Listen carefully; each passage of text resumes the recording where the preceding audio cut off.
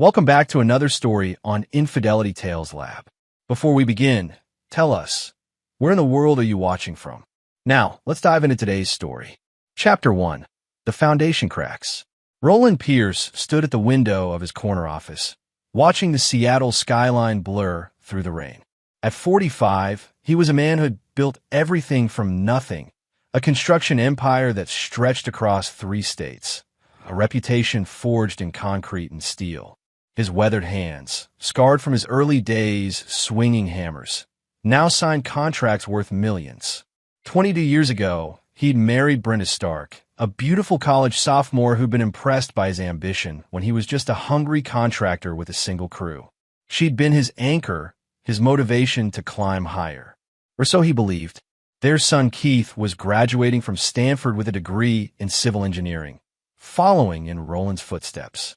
At 21, Keith had his father's sharp mind, but his mother's softer features.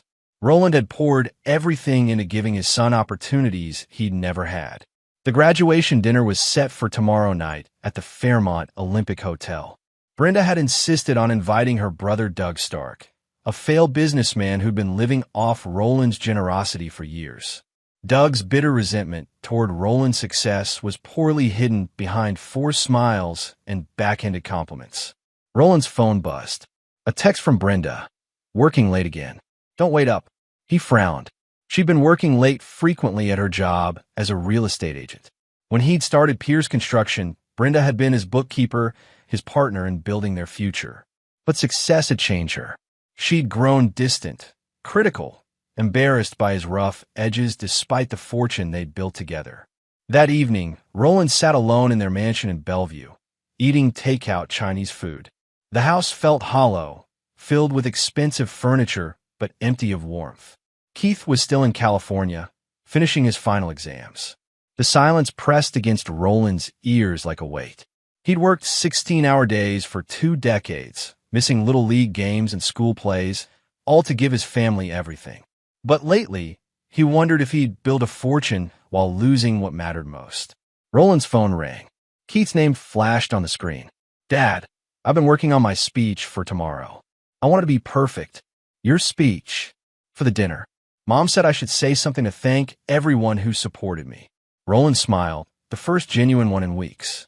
You don't need to thank anyone, son. You earned this. I know, but Keith paused. Dad, there are some things I need to say. Some truths that need to come out. What kind of truths? You'll understand tomorrow. I want you to know that no matter what happens, you're the man I want to become. Not perfect, but real. Honest. The line went quiet for a moment. Keith, I love you, Dad. Remember that tomorrow, okay? After Keith hung up, Roland stared at the phone. Something in his son's tone unsettled him, but he pushed the feeling aside, attributing it to pre-graduation nerves. Chapter 2. The Speech That Changed Everything. The Fairmont Olympics' private dining room gleamed under crystal chandeliers. Roland adjusted his tie, uncomfortable in the formal setting despite owning companies that had built half the luxury hotels in the city. He preferred job sites to banquet halls. Brenda arrived looking stunning in a black cocktail dress, her blonde hair perfectly styled. But her smile seemed forced, her eyes avoiding his. Doug Stark shuffled in behind her, already nursing a scotch despite the early hour. Keith's running a bit late, Brenda announced, checking her phone. He texted that he'd be here by 7.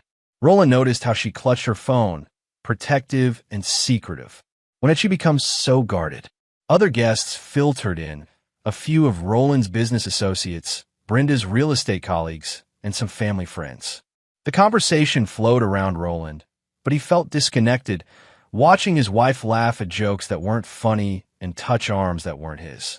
Keith arrived at 7 sharp, wearing a navy suit that made him look older, more serious. He hugged his father tightly. Ready for this, son? Keith's jaw was set with determination. More than ready. During dinner, Roland watched his family. Doug dominated conversation with stories about his latest failed ventures, always hinting that Roland should invest. Brenda laughed too loudly at everything, her nervous energy filling the room. As dessert was served, Keith stood up, tapping his wine glass. I'd like to say a few words. The room quieted. Keith pulled folded notes from his jacket pocket. 4 years ago, when I started college, I thought I knew what success looked like. I thought it was about money, status, impressing people. He glanced at his mother, who smiled encouragingly. But I learned something different. I learned that real success is about integrity, about being the same person whether others are watching or not. Roland felt a strange tension building in the room. Keith continued, I want to thank the person who taught me that lesson through his example, even when he didn't know anyone was watching. Dad, you built everything we have with your bare hands and honest work. Brenda's smile faltered slightly. She reached for Keith's notes. That's lovely, honey, but maybe... Keith pulled the papers away. Mom, let me finish. This next part is important. The room fell silent. Roland's hands clenched involuntarily. I also learned that the people closest to you can hurt you the deepest. That sometimes the people who benefit most from your sacrifice are the ones who respect you the least. Brenda's face went pale. Keith, what are you? 3 months ago, I came home early from school for spring break. I wanted to surprise everyone. Keith's voice remained steady, but his eyes were hard. I found Mom at our house with Gregory Blake, her real estate partner. They weren't reviewing property listings. The silence stretched like a taut wire. Roland felt the world tilt. I stood in our kitchen and listened to them plan their future together. Heard them laugh about how Dad was too focused on work to notice what was happening under his own roof. Gregory called Dad a dumb contractor who got lucky. Brenda stood up abruptly, her chair scraping against the floor. Keith, stop this right now. You're embarrassing. Embarrassing who, Mom? Keith's voice cut through her protest. The way you've been embarrassing Dad for months. Doug Stark shifted uncomfortably, his face flushed. Kid, maybe family business should stay. Family business? Keith turned to his uncle with cold eyes. You mean like how you've been encouraging Mom's affair because you thought Gregory would invest in your schemes once he and Mom were together? The room erupted in gasps and whispers. Roland sat frozen, watching his life implode in real time. Keith wasn't finished. Uncle Doug, you called Dad a stupid blue-collar guy who didn't deserve what he'd built. You said Mom was smart to find someone more sophisticated. Brenda was trembling now, tears streaming down her face. You don't understand. I understand perfectly. Keith folded his notes carefully. I understand that Dad worked his whole life to give us everything, and you repaid him by betraying him with someone who sees him as beneath them. Roland finally found his voice, though it came out as a whisper. How long? Keith looked at his father with sad eyes. 8 months, Dad. Maybe longer. The room had gone dead silent, except for Brenda's quiet sobbing. Roland's vision narrowed to a pinpoint. Everything he'd built, everything he believed in, reduced to ashes in his son's measured words. He stood slowly, his chair falling backward. Without looking at anyone, he walked out of the dining room, leaving behind the wreckage of his life. Chapter 3. The Reckoning Begins. Roland drove through the night, his mind a white-hot furnace of rage and calculation. He ended up at his first construction site, a small office building in Tacoma that he'd built 18 years ago. The security guard recognized him and waved him through. Standing in the shadow of concrete and steel that bore his signature, Roland felt something crystallize inside him. He'd been a fool, but he wouldn't be a victim. His phone rang constantly. Brenda, Doug, even some of the dinner guests. He ignored them all except one. Dad, Keith's voice was tentative. Are you safe? I'm at a hotel. Dad, I'm sorry I had to. Don't apologize. You did what I should have done months ago. Roland's voice was steady now, cold as winter steel. You chose a side. I won't forget that. What are you going to do? Roland stared at the building he'd created from nothing. I'm going to remind some people who they're dealing with. He hung up and made his first call to Marcus Webb, a private investigator who'd helped him with business disputes. Marcus answered on the second ring despite the late hour. Roland? What's wrong? I need to know everything about Gregory Blake. Bank records, business dealings, personal history. Everything. When you need it. Yesterday. Roland's second call was to his lawyer, Darren Page, a ruthless corporate attorney who'd helped him crush competitors in court. Darren, I need to know the exact legal requirements for divorce in Washington state. Asset protection, custody implications, everything. Jesus, Roland. I'm sorry. Don't be sorry. Be thorough. By dawn, Roland sat in his office with a pot of black coffee and a legal pad. He'd built an empire by outworking and outthinking his competition. Now he had new opponents. Marcus arrived at 8 with a thick folder. Gregory Blake, 38, divorced, no kids. He's leveraged to the hilt. Big mortgage, car payments, credit card debt. His real estate business is struggling. He's been padding his income by skimming from client accounts. Roland studied the financial records. How much? About $60,000 over 6 months. Small amounts, easy to hide unless someone looks carefully. Who's been looking? Nobody yet. But the State Real Estate Commission does random audits. He's due for one soon. Roland smiled, but it wasn't pleasant. What else? His ex-wife filed a restraining order 2 years ago. Domestic violence charges that were dropped when she moved out of state. Send me everything. Darren arrived an hour later with divorce papers already drafted. I've structured this to protect your business assets.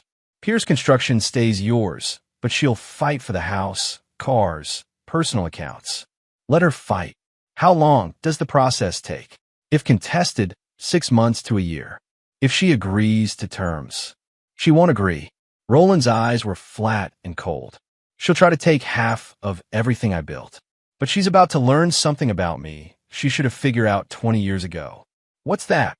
I don't lose. Roland spent the morning making calls.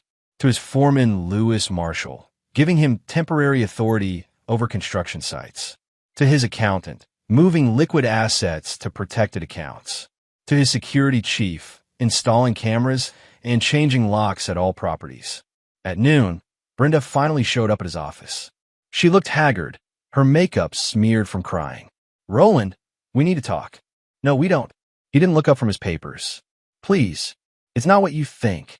It's exactly what I think. His voice was conversational, which somehow made it more terrifying. You've been sleeping with Gregory Blake for 8 months. You and your brother have been planning your exit strategy. You think I'm too stupid to see it coming. Brenda sat down uninvited. I never called you stupid. No, you just laughed when Gregory did. She flinched. I made a mistake. No. Roland finally looked at her, and she recoiled for what she saw in his eyes. You made a choice. Multiple choices. Now you live with the consequences. The consequences? Roland slid the divorce papers across his desk. You have 48 hours to find a lawyer and respond to these. Everything you need to know is in there. Brenda picked up the papers with shaking hands. You can't just. I can do whatever I want. I built this life. I can tear it down just as easily. He leaned back in his chair.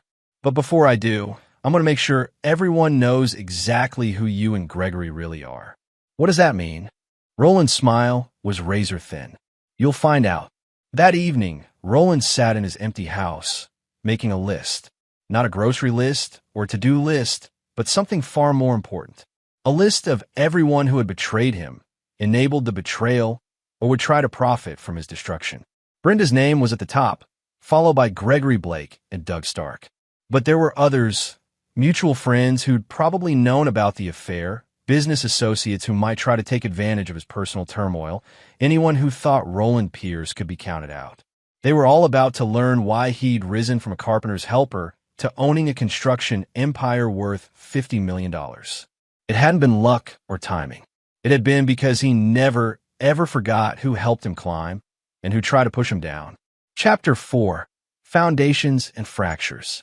Roland's investigation into Gregory Blake's business practices bore fruit faster than expected. Marcus Webb had a contact in the State Real Estate Commission, and a few carefully placed phone calls accelerated Gregory's scheduled audit by 3 months. They'll be knocking on his door Monday morning, Marcus reported. When they find the missing client funds, it'll trigger criminal charges. How long does he have? Maybe a week to cover the gap before they notice. But he doesn't have $60,000 liquid. His credit's maxed out. Roland nodded. Phase 1 was elegant. Let Gregory destroy himself with his own greed. But it was just the beginning. Meanwhile, Roland had his accountant freeze joint accounts and transfer funds to business entities that Brenda couldn't touch. She'd be shopping for lawyers with whatever cash she had in her purse. Keith returned from California that weekend, moving into a corporate apartment Roland kept for visiting executives. Father and son sat in Roland's study, the weight of unspoken words heavy between them. "I keep thinking I should have told you sooner," Keith said. "You were protecting me. I understand that." Roland poured 2 glasses of whiskey. "But now I need to know everything. Every detail you remember." Keith's jaw tightened. "Gregory wasn't just sleeping with Mom. He was planning to steal your clients. I heard them talking about starting their own construction company once they got access to your business contacts." "Ow! Mom has copies of all your client lists, vendor contracts, everything. She's been feeding information to Gregory for months." Roland felt the familiar cold rage settle in his chest. Corporate espionage on top of adultery. What else? Uncle Doug has been gambling again. Heavy losses. That's why he's been pushing Mom toward Gregory. He owes people money and thought Gregory would help pay his debts. "How much does Doug owe?" "I heard him mention 40,000 to someone on the phone." He sounded scared. Roland filed that information away. Doug's desperation made him vulnerable, and vulnerable people made mistakes. Sunday evening, Brenda showed up at the house with her divorce attorney, a sharp-faced woman named Melanie McFarland who specialized in high-asset divorces. "Mr. Pierce, my client is willing to negotiate a reasonable settlement." "Your client gets nothing." Roland cut her off. "She violated our prenuptial agreement by committing adultery. She forfeits all claims to marital assets." McFarland smiled thinly. "Prenups can be challenged, especially 20-year-old ones. Times change, circumstances. The circumstances are that your client is a cheating whore who's been stealing from my business." Roland's crude language was calculated, designed to provoke a reaction. Brenda burst into tears. "Roland, please. Save it for someone who cares." McFarland bristled. "That language is completely inappropriate." "So, is adultery." Roland stood up. "You have 2 days to review the prenup and applicable law. After that, we settle this in court." After they left, Roland made another call to Marcus Webb. "I need surveillance on Doug Stark. Who he meets, where he goes, who he owes money to. You thinking of helping him out with his debts?" In a manner of speaking, Monday morning brought the expected chaos. Gregory Blake's real estate office was swarmed by state investigators, seizing computers and files. By noon, news of his embezzlement charges was spreading through Seattle's real estate community like wildfire. Brenda called Roland in hysterics. "They arrested Gregory. This is your doing." "Is it? I thought honest businessmen didn't get arrested for embezzlement." "You're destroying an innocent man." "Innocent?" Roland's laugh was harsh. 60,000 in stolen client funds says otherwise. "But don't worry. I'm sure you can visit him in county jail." That evening, Roland received an unexpected visitor. Sally Clay, Brenda's longtime friend and fellow real estate agent, stood nervously in his office lobby. "Roland, I need to talk to you." "About what?" "About Brenda and Gregory. There are things you don't know." Roland's interest sharpened. Sally had been Brenda's confidant for years. "What things? Can we speak privately?" They went to his office. Sally accepted a cup of coffee with shaking hands. "I tried to warn Brenda that she was making a mistake, but she wouldn't listen. She said you'd never find out because you were too busy working to notice anything." "How long have you known?" "Since it started. Maybe 10 months ago." Sally's voice was barely a whisper. "But Roland, there's something else. Something worse." "Tell me." "Brenda's been planning to leave you for over a year. She's been systematically copying your business files, taking photos of contracts, building a client database. She and Gregory weren't just having an affair. They were planning to start a competing construction company." Roland's hands clenched. "Using my clients and contacts." "Yes, and there's more. Doug's gambling debts aren't random. He's been betting on inside information about your construction projects, completion dates, cost overruns, permit delays. Someone's been feeding him information to sell to competitors." "Who?" Sally met his eyes. "Brenda." The room went silent except for the hum of air conditioning. Roland processed this new betrayal, adding it to his growing list of grievances. "Why are you telling me this now?" "Because Gregory's arrest changed everything. Brenda's panicking, making threats. She said if you destroy her, she'll destroy you too." She knows things about your business that could hurt you. What things? I don't know specifics, but she mentioned safety violations, unpermitted work, bribes to city officials. She's been documenting everything, building a case against you. Roland stood and walked to his window, looking out at the city he'd helped build. Sally, I want you to do something for me. What? I want you to stay close to Brenda. Let her think you're supporting her. But I need to know what she's planning, who she's talking to, what information she has. You want me to spy on my friend? I want you to choose a side. Because this is about to get much worse, and there won't be room for neutral parties. Sally stared at him for a long moment, seeing something in his expression that made her decision. What do you need me to do? Chapter 5. The Web Titans. By Tuesday, Gregory Blake was out on bail, but his business was finished. The Real Estate Commission had suspended his license pending criminal proceedings, and word of his embezzlement had spread through the industry. No reputable firm would touch him. More importantly, he was desperate for money. $60,000 to cover the stolen funds, legal fees mounting daily, and his expensive lifestyle suddenly unsustainable. Desperate men made predictable choices. Roland's phone rang at noon. Unknown number. Pierce? This is Gregory Blake. I wonder when you'd call. We need to talk. Man to man. About what? About making this situation go away. I have information you want. You have resources I need. Roland smiled. What kind of information? About your wife. About your business. Things that could hurt you if they came out wrong. Is that a threat? It's an opportunity. For both of us. Roland agreed to meet at a diner in Renton, neutral ground away from prying eyes.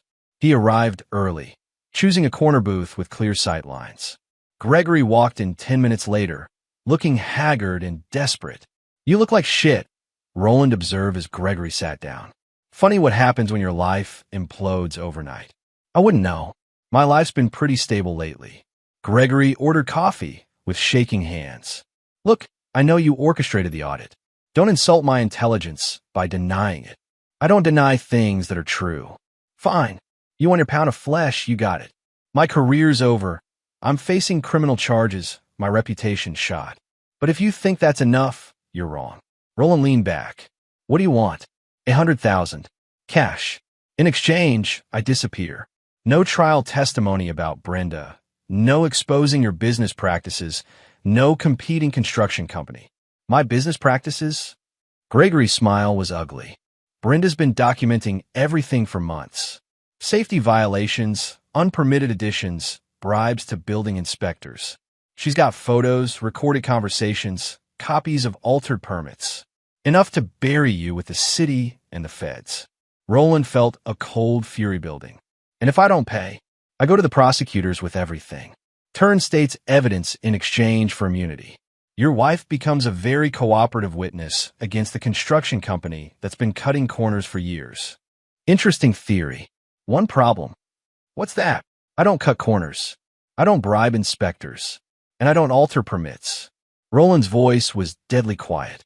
So whatever Brenda thinks she has, it's either fabricated or planted. Gregory's confidence wavered. She's got evidence. She's got bullshit.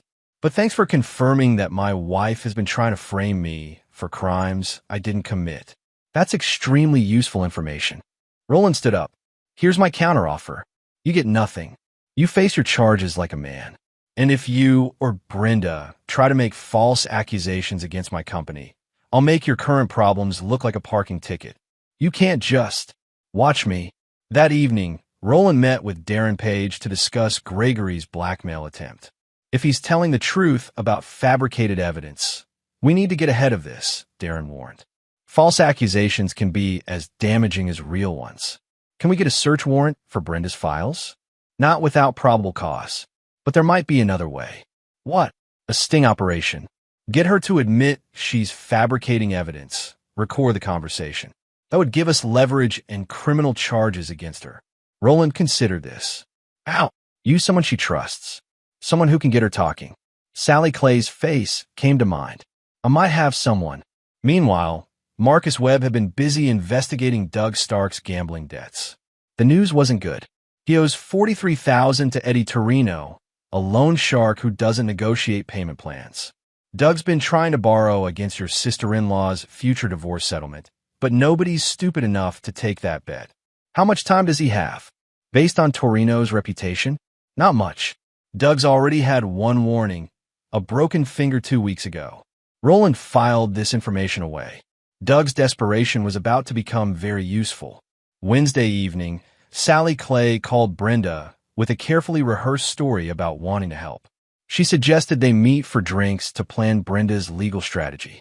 Roland listened to the conversation through a wire Sally was wearing, courtesy of Marcus Webb surveillance equipment. I still can't believe Roland's being so vindictive, Brenda complained over her third glass of wine. After everything I've done for him, for his business. What do you mean? Sally prompted. I covered for him for years. The corner cutting, the bribes, the safety violations. I kept his secrets and protected his reputation. Are you talking about actual violations? Or some were real, some I had to create evidence for. If this goes to court, I need ammunition. Roland thinks he can steamroll me because I'm just his ignorant wife, but I documented everything. Documented how? Photos, recordings, altered paperwork. I made it look like Roland was cutting corners and bribing inspectors even when he wasn't. I needed leverage for the divorce. Sally almost choked on her drink. You fabricated evidence against your own husband? I'm not stupid, Sally. Roland built a $50 million company by being ruthless. I learned from the master. The recording was clear, incriminating, and legally admissible. Brenda had just confessed to conspiracy, evidence tampering, and fraud. Roland turned off the receiver and smiled. His wife had always underestimated him, mistaking his blue-collar background for stupidity. She was about to learn the difference between intelligence and education. But he wasn't finished with her yet. Phase 2 of his plan was just beginning, and it would require patience, precision, and a willingness to be more ruthless than anyone expected. Because Roland Pierce never forgave betrayal, and he was just getting started. Chapter 6, The Trap Springs. Thursday morning brought unexpected visitors to Roland's office. 2 FBI agents, credentials gleaming, wearing serious expressions and cheap suits. Mr. Pierce? Agent Bradley Clark, Agent Edwin Little. We'd like to ask you some questions about your business practices. Roland's secretary buzzed his lawyer immediately, but he kept his expression neutral. What kind of questions?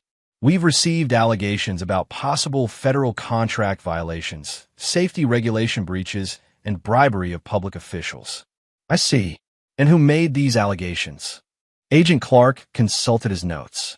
We're not at liberty to say, but the informant provided substantial documentation. Darren Page arrived within minutes, and the interview was postponed until afternoon. As soon as the agents left, Roland called Marcus Webb. Brenda moved faster than expected. She's gone to the feds. With fabricated evidence? Probably, but they have to investigate once a complaint is filed. This was the moment Roland had been preparing for. He'd spent 20 years building his company by the book specifically because he'd grown up watching crooked contractors get destroyed by legal problems. Every permit was legitimate, every safety protocol followed, every penny of taxes paid. But Brenda didn't know that. She thought she was married to a man who cut corners like her father had, a small-time builder who'd lost everything to regulatory violations when Brenda was 15. At 2 p.m., Roland and Darren sat across from the FBI agents in a sterile conference room. Mr. Pierce, we need to ask about specific projects, Agent Clark began. The Meridian Office Complex, the Harbor View Apartments, the Bellevue Medical Center. Roland answered every question with documentation. Permits, inspection reports, safety certifications, financial records. Everything legitimate, everything properly filed. These reports contradict the allegations we received, Agent Little admitted after 2 hours. What allegations specifically? Darren pressed. Bribery of building inspector Kenny Ackerman, falsified safety reports, use of substandard materials on federal projects. Roland almost smiled. Kenny Ackerman was one of the most honest inspectors in the state, incorruptible and thorough. Anyone who tried to bribe him would be in federal prison. Agent Clark, I've never offered a bribe to any public official. My company's safety record is publicly available through OSHA, and our material specifications are verified by independent testing labs. Then how do you explain these photographs and recordings? They showed Roland images printed from digital files, photos of cash allegedly changing hands, documents with falsified signatures, recordings of conversations that sounded like bribery negotiations. Roland studied them carefully. Professional quality, but clearly fabricated. These are fake. Can you prove that? Can you prove they're real? Darren interjected. Chain of custody, digital forensics, verification of authenticity? The agents exchanged glances. We're still investigating. Then we're done here until you have real evidence, Darren said, standing. Outside the FBI field office, Roland made his next move. He called Kenny Ackerman directly. Kenny, it's Roland Pierce. I need to ask you something important. Has anyone approached you recently about taking bribes or falsifying inspection reports? Actually, yes. Some woman called last week asking detailed questions about our inspection procedures. Said she was writing an article about construction safety. Seemed fishy. What did you tell her? Nothing useful. But Roland, if someone's trying to frame you for bribery, you should know I keep audio recordings of all my inspections. Digital files, time-stamped, stored on secure servers. Anyone who claims I took bribes is lying. Roland smiled. I might need copies of those recordings. For you? Anything. That evening, Sally Clay made another approach to Brenda, this time suggesting they meet at Brenda's house to plan her legal strategy. Roland's surveillance team was already in position. The FBI visit spooked me, Brenda admitted as they sat in her living room. I thought they'd arrest Roland immediately, but his lawyer was too smooth. Maybe the evidence isn't as strong as you thought. It's strong enough. I spent months creating a paper trail, documenting every way Roland cuts corners. But if Roland isn't actually cutting corners, it doesn't matter. Brenda's voice turned sharp. Perception is reality in federal court. Once they start investigating, his reputation is destroyed. His business partners will run. His clients will cancel contracts. His company will implode. Even if he's innocent, especially if he's innocent. Innocent people fight back, which means years of legal bills, media attention, and corporate death by 1,000 cuts. Sally shifted uncomfortably. Brenda, what if Roland finds out you fabricated evidence? He won't. I used Gregory's connections to create the fake documents. Professional quality, untraceable to me. And Gregory's okay with this? Brenda's smile was cold. Gregory's facing 5 years in federal prison. He'll do whatever I ask if it helps his case. What Brenda didn't know was that Gregory Blake was sitting in Marcus Webb's office at that very moment, cutting a deal to save his own skin. She's completely unhinged, Gregory told Marcus. The affair was one thing, but she's talking about destroying Roland's life, taking his company, ruining his reputation. Why the change of heart? Because I'm facing real criminal charges, and she's asking me to commit more crimes to cover for her fake evidence. I may be a thief, but I'm not stupid. Marcus slid a cooperation agreement across the desk. Sign this, and the DA will recommend reduced charges. All you have to do is testify truthfully about Brenda's plans. Gregory signed without hesitation. By Friday evening, Roland had everything he needed. Recorded confessions, expert analysis proving the evidence was fabricated, witness statements from Kenny Ackerman, and Gregory Blake's cooperation. But he wasn't ready to spring the trap yet. Brenda had committed multiple felonies, but she wasn't the only target. Doug Stark had been feeding her information, profiting from insider knowledge, and using family access to gather intelligence for competitors. Roland wanted them all. Saturday morning, he made a call to Eddie Torino, the loan shark Doug owed money to. Marcus had arranged the introduction through mutual contacts in the construction industry. Mr. Torino, I understand Doug Stark owes you money. 43 grand plus interest. Why? I might be interested in purchasing his debt. You want to collect from your own brother-in-law? I want to own his debt. There's a difference. They met that afternoon at a restaurant in Georgetown. Torino was exactly what Roland expected. Expensive suit, gold jewelry, eyes like a shark. 43,000 principal, another 12 in interest and fees. 55 total. I'll pay 60,000 for the debt and your silence about the transaction. Deal. But why pay extra? Roland's smile was winter cold.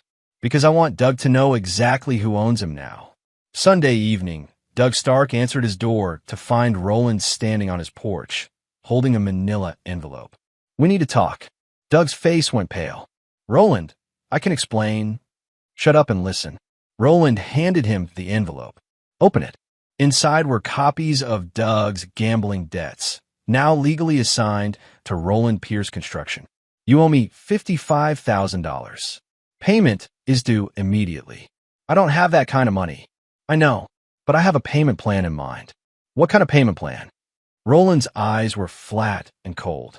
The kind where you do exactly what I tell you, when I tell you, for as long as I tell you. Starting with a phone call to your sister. Doug's hand shook as he held the papers. What phone call?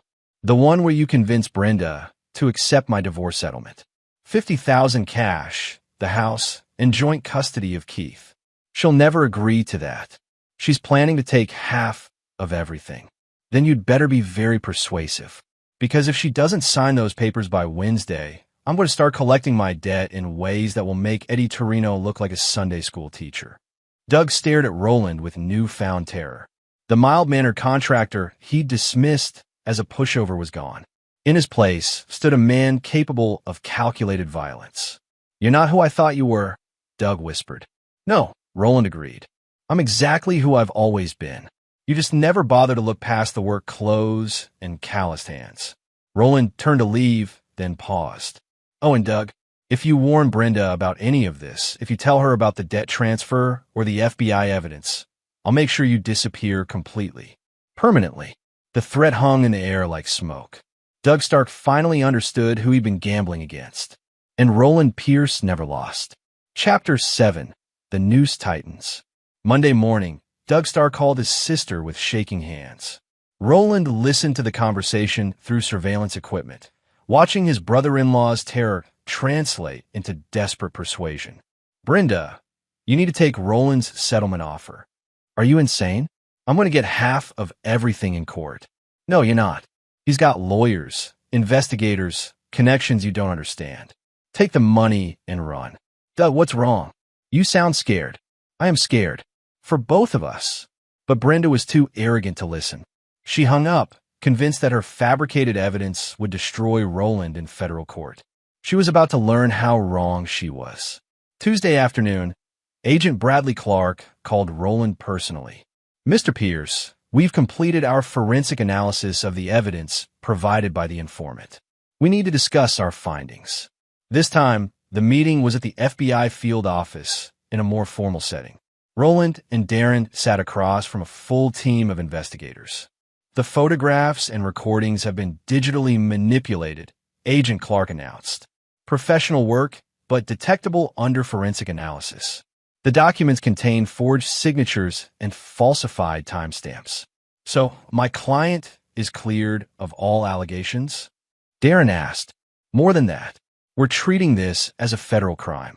Providing false evidence to federal agents, conspiracy to defraud, wire fraud if digital communications were involved. Agent Little leaned forward. Mr. Pierce, we believe your wife fabricated this evidence to harm you personally and professionally. We'd like your cooperation in building a case against her. Roland pretended to consider this. What kind of cooperation? Controlled contact, recorded conversations. Help us build an airtight case. I'll do whatever it takes to protect my company's reputation. What the FBI didn't know was that Roland already had everything they needed. But letting them build their own case would add federal charges to Brenda's legal problems. Wednesday morning, Brenda received a call from her divorce attorney with devastating news. The FBI cleared Roland of all allegations. Worse, they've opened a criminal investigation into who provided the false evidence. That's impossible. The evidence was solid. The evidence was fabricated, and they can prove it. Brenda, you need to tell me right now if you had anything to do with creating false documents. Brenda's silence was admission enough. Jesus Christ, do you understand what you've done? Federal charges, disbarment for me, if they think I knew, criminal conspiracy. They can't prove anything. They don't have to. They have digital forensics, witness statements, and a paper trail leading straight to you. Melanie McFarland quit as Brenda's attorney that afternoon, leaving her scrambling to find new representation. But word had spread through Seattle's legal community. Brenda Pierce was radioactive. That evening, Brenda called Roland in desperation. "We need to talk. About everything. I thought we'd said everything we needed to say. Roland, please. I made mistakes, but we can fix this. We can work things out. The only thing we need to work out is your plea bargain. Plea bargain for the federal charges you're about to face. False evidence, conspiracy, wire fraud. You're looking at 5 to 10 years. The line went quiet. Roland, I never meant. You never meant to get caught. Please, I'll sign whatever divorce settlement you want. I'll disappear, start over somewhere else. Just make this go away. I can't make federal charges disappear, but I might be willing to limit the scope of my cooperation with investigators. What do you want? Full confession, recorded statement admitting you fabricated evidence and attempted to frame me. Complete disclosure of Gregory's involvement, and you sign over all claims to marital assets. That's everything. That's what happens when you try to destroy an innocent man."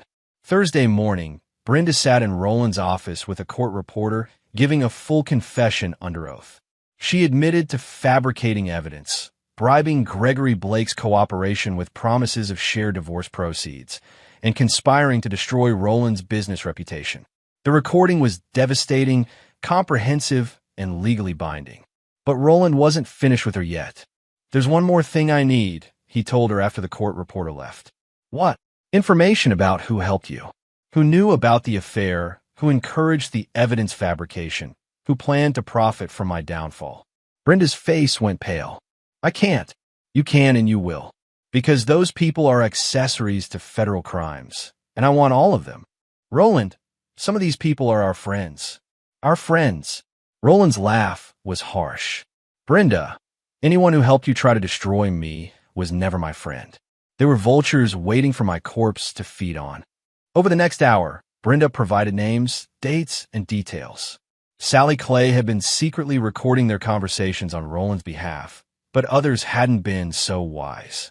3 of Brenda's real estate colleagues had known about the affair and encouraged the evidence fabrication. 2 of their mutual friends had been promised business opportunities once Roland's company collapsed. Roland added each name to his list, planning separate reckonings for each betrayer. Friday afternoon, he received a call from Kenny Ackerman with interesting news.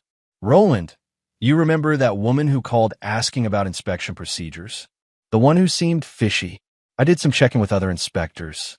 She called all of them, asking detailed questions about bribery procedures, how someone might falsify inspection reports, what documentation would be most convincing. Building a how-to manual for evidence fabrication." Exactly. But here's the interesting part. She wasn't the only one. Gregory Blake called 2 weeks earlier, asking similar questions. Roland smiled. Gregory's cooperation with federal investigators was about to become much less valuable. His participation in evidence fabrication made him a co-conspirator, not just a witness. Saturday evening, Roland met with Keith at a steakhouse in downtown Seattle. Father and son sat in a quiet corner booth, finally able to speak freely. "How do you feel about everything that's happened?" Roland asked. Keith considered the question carefully. "Angry, disappointed, but not surprised. Not surprised. Mom's been changing for years, getting more bitter, more entitled. I think she convinced herself that she deserved more than what she had. And what about me? Do I deserve what I built?" Keith met his father's eyes. "You worked for every dollar, every contract, every success. You earned everything through honest effort. What she tried to do to you was unforgivable." Roland nodded. "What happens next won't be pretty. Your mother's going to prison, Gregory's life is destroyed, your Uncle Doug is going to have some difficult years ahead." "Good," Keith said simply. "They made their choices. You might be called to testify in federal court. I'll tell the truth. All of it." Roland raised his glass. "To family. Real family." Keith clinked his glass against his father's. "To justice." But justice, Roland knew, was more than just legal consequences. Real justice was comprehensive, personal, and permanent. The legal system would handle Brenda, Gregory, and the evidence fabrication. Roland would handle everything else. Chapter 8. The Reckoning Expands. The following Monday brought a cascade of consequences that rippled through Seattle's business community like an earthquake. Federal prosecutors announced charges against Brenda Pierce, Gregory Blake, and 3 associates for conspiracy to provide false evidence to federal agents. But Roland's private justice was just beginning. His first target was Joan Macias, Brenda's real estate colleague who had known about the affair for months and actively encouraged the evidence fabrication. Joan had been promised a lucrative partnership in the construction company that Brenda and Gregory planned to start with Roland's stolen client list. Roland's approach was surgical and devastating. Through Marcus Webb's investigations, he discovered that Joan had been skimming money from her real estate clients' escrow accounts. Small amounts, carefully hidden, but totaling nearly $30,000 over 2 years. She's been floating short-term loans to herself using client funds, Marcus reported, replacing the money before closing, but it's still felony embezzlement. Roland made a single phone call to the State Real Estate Commission. Within 48 hours, Joan Macias was under investigation, her license suspended, and her career effectively over. But Roland wasn't satisfied with professional destruction. Joan had children in expensive private schools, a mortgage on a house she couldn't afford, and a lifestyle built on borrowed money. When her real estate income disappeared, the financial dominoes would fall quickly. Roland bought Joan's mortgage from her bank, then immediately called the note due. Her car loans, credit cards, and personal debts followed. Within a week, Joan Macias went from successful real estate agent to bankruptcy candidate. When she called Roland, begging for mercy, his response was ice cold. You should have thought about consequences before you tried to destroy an innocent man's life.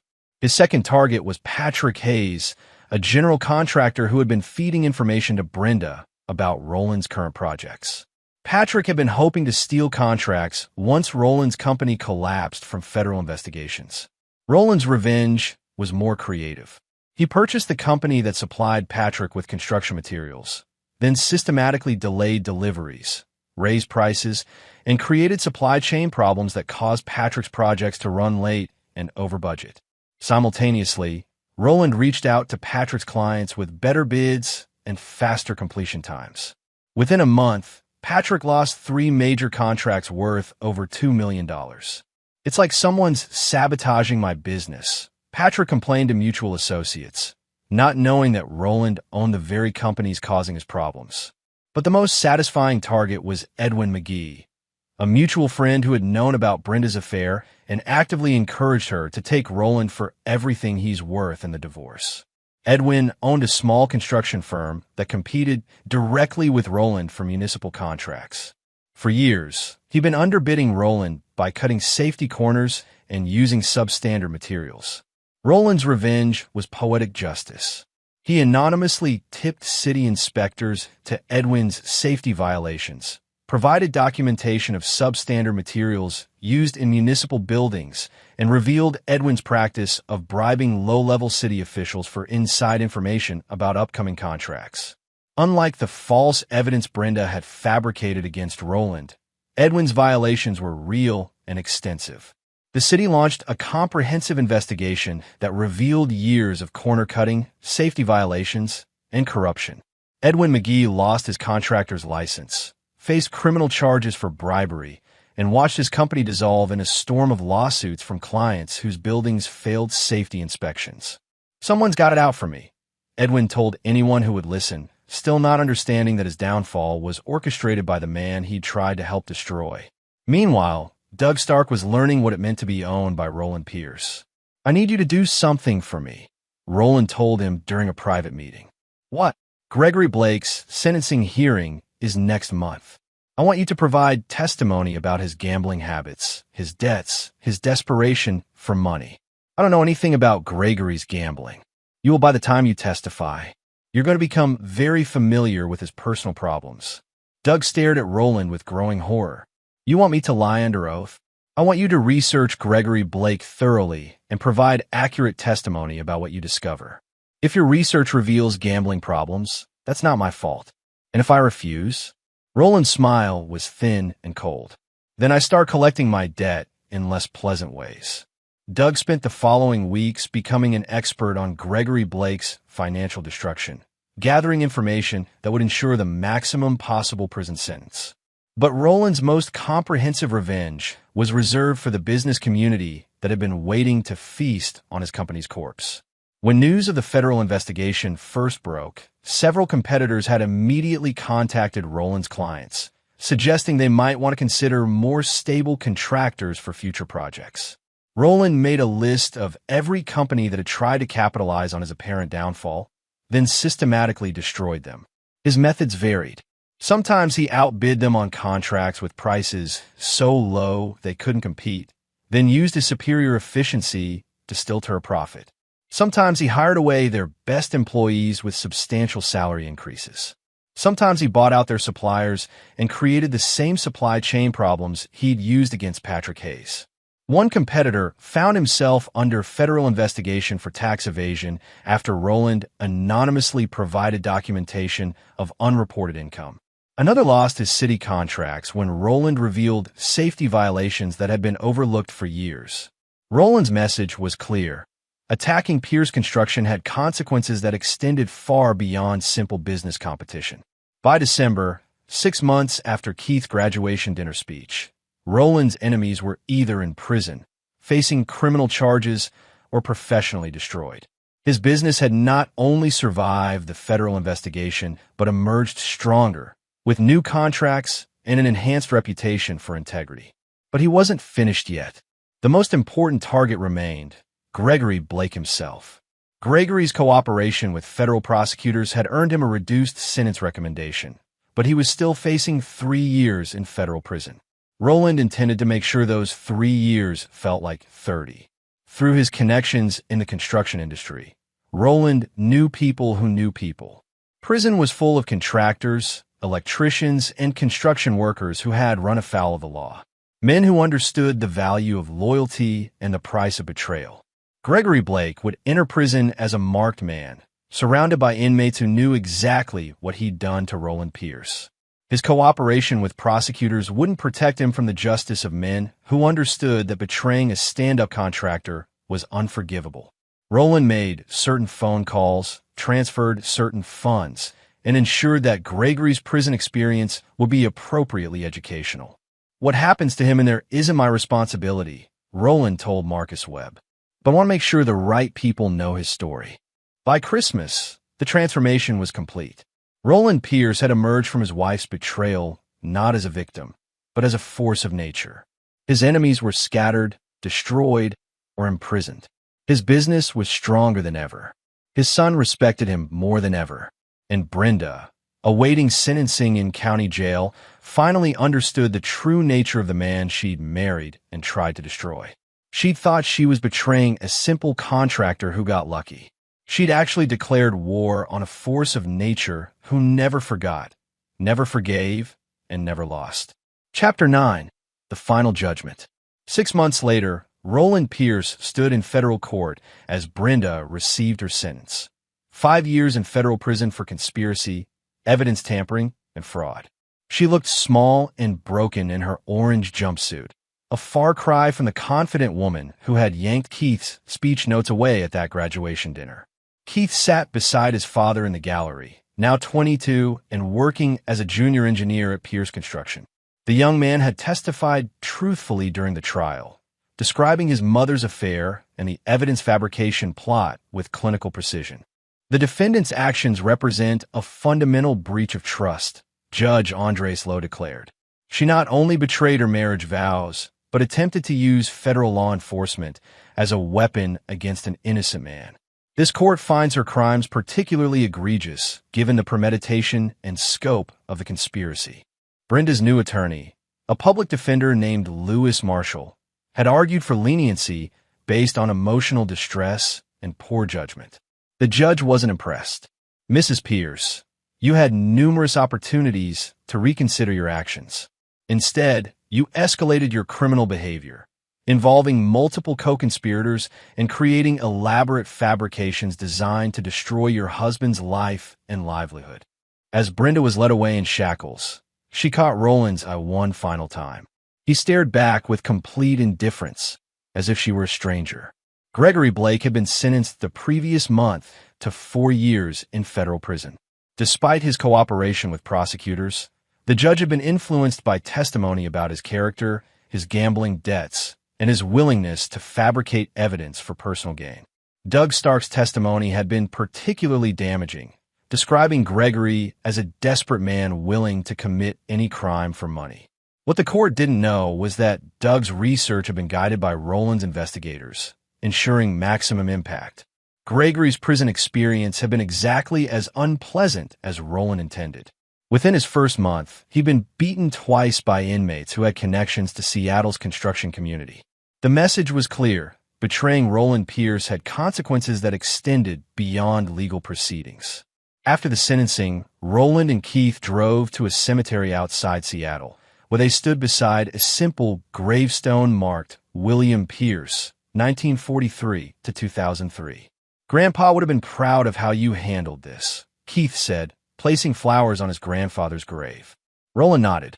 His father had been a union carpenter who'd taught him that a man's word was his bond and betrayal was unforgivable. He always said that if someone tries to destroy you, you have two choices: let them succeed or make sure they regret it forever. What about forgiveness? Forgiveness is for people who make mistakes and try to make amends. Your mother didn't make a mistake. She made a calculated decision to destroy everything I built. That's not something you forgive. That's something you punish. Keith understood. At 22, he learned hard lessons about loyalty, consequences, and the difference between justice and revenge. That evening, they returned to Roland's house, now truly his alone, after Brenda forfeited all claims in her plea agreement. Keith had moved back in after college, finding that he enjoyed working alongside his father and learning the construction business from the ground up. The house felt different now, brighter, somehow, without the underlying tension that had poisoned the atmosphere during Brenda's final years of betrayal. Roland's phone rang. Marcus Webb's name appeared on the screen. "Boss, I've got an update on the others." "Tell me." "Joan Macias filed for bankruptcy last week. Lost her house, cars, everything. She's working a retail job for minimum wage. Patrick Hayes closed his business. He's working for someone else now, hourly wages. His wife filed for divorce when the money ran out. Edwin McGee, 3 years in state prison for bribery and fraud. His company's assets were seized to pay for repairing all the municipal buildings he screwed up." Roland nodded with satisfaction. "Anyone else on the list?" "Sally Clay sends her regards. She's doing well with the real estate firm you recommended." Sally had been rewarded for her loyalty with introductions to high-end clients and exclusive listings. Her income had tripled since helping Roland expose Brenda's plans. "And Doug, still making payments on his debt to you. He's been very cooperative, very respectful. I think he finally understands who he was dealing with." Doug Stark had become a model debtor, working 2 jobs and turning over every spare dollar to Roland. More importantly, he'd become a cautionary tale in Seattle's business community about the consequences of betraying Roland Pierce. 2 years later, Roland Pierce stood in another hotel ballroom, this time watching his son Keith receive an engineering award for innovative bridge design. At 24, Keith had already made his mark in the construction industry, earning respect through talent rather than family connections. The young man's acceptance speech was brief and professional, thanking his mentors and colleagues. But when he finished, he looked directly at his father and nodded once. Roland understood. This was what real success looked like: achievement earned through honest work, respect gained through competence, and loyalty given freely rather than demanded. In the audience, Roland recognized several familiar faces: business associates, city officials, fellow contractors, men who had learned to respect Roland Pierce not just for his wealth, but for his unwavering principles and his absolute commitment to justice. Some of them had tried to take advantage of his apparent weakness during the federal investigation. They'd all learned the same lesson: Roland Pierce was not a man to be underestimated or betrayed. After the ceremony, father and son drove through the city Roland had helped build. Construction cranes bearing the Pierce Construction logo dotted the skyline, testament to a company that had not just survived betrayal, but emerged stronger. Do you ever wonder what would have happened if Mom had just been honest about the affair? Keith asked. Roland considered the question. If she'd come to me directly, admitted the truth, asked for a divorce, we probably could have worked out something reasonable. I might have been hurt, but I wouldn't have destroyed her. What made the difference? She didn't just leave me. She tried to destroy me. She fabricated evidence, involved federal agents, recruited conspirators. She turned a personal betrayal into a criminal conspiracy. And you don't forgive that. Ever. Roland's voice was flat and final. Your mother learned what happens when you mistake mercy for weakness. She thought she could manipulate me because I loved her. She was wrong. They pulled into the driveway of Roland's house, now expanded with a new wing where Keith lived independently while working for the family business. 3 generations of Pierce men had learned the same lesson. Success came through hard work, integrity, and the wisdom to distinguish between friends and enemies. That night, Roland sat in his study, reviewing contracts for next year's projects. Pierce Construction was bidding on a new federal courthouse, a project worth $50 million. The irony wasn't lost on him. The same government that had investigated him based on fabricated evidence would now pay him to build their courthouse. His phone buzzed with a text from Keith, working late again. Some things never change. Roland smiled and typed back. Good habits are worth keeping. But some things had changed. Roland no longer worked late to escape from problems at home. He worked late because he loved what he did, because building things gave his life meaning, and because success was the best revenge against everyone who had ever doubted him. Brenda would serve another 3 years in federal prison, followed by supervised probation. Gregory Blake had 2 years remaining on his sentence, assuming he survived the experience. Doug Stark would be paying off his debt for another 8 years, a constant reminder of the price of betrayal. And Roland Pierce would continue building, growing, succeeding. Not because he needed revenge anymore, but because that's who he was, a man who never backed down, never gave up, and never forgot the difference between loyalty and treachery. The graduation dinner speech that had changed everything was now just a memory. But its lesson remained. Truth has consequences, and some people learn them the hard way. Roland Pierce had built his empire with his hands, defended it with his mind, and preserved it with his unwavering commitment to justice. He never needed anyone's forgiveness, and he never granted it to those who didn't deserve it. In the end, that's what separated winners from losers. The wisdom to know when mercy was strength and when it was weakness. Roland Pierce had learned that lesson long ago, and he'd never forgotten it. And there you have it. Another story comes to an end. What did you think? I'd love to hear your thoughts in the comments below. If you enjoyed this story, consider joining our community by subscribing. It means the world to us. For more stories like this one, check out the recommended videos on screen. And I'll see you there. Welcome back to another episode of Infidelity Tales Lab. We're thankful for your continued viewership. Before we begin, tell us, where in the world are you watching from? We love knowing our global reach. Now, let's dive into today's story. Chapter 1. The Foundation of Lies. Tyler Brennan had built his life on 3 pillars: his construction empire, his family, and his unwavering belief that loyalty was everything. At 42, he commanded respect in the industry with his reputation for delivering impossible projects on time and under budget. His calloused hands told the story of a man who'd climbed from operating bulldozers to owning the largest construction firm in the state. Amanda Brennan, 36, had been Tyler's college sweetheart. Back then, she was studying art therapy while he pursued engineering. She'd supported him through the lean years when he was building his business from nothing, working double shifts while pregnant with their daughter Emma.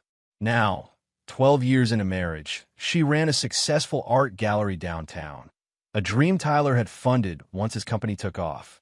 Their daughter Emma, 10 years old, was Tyler's everything. She had her father's determined spirit and her mother's artistic eye.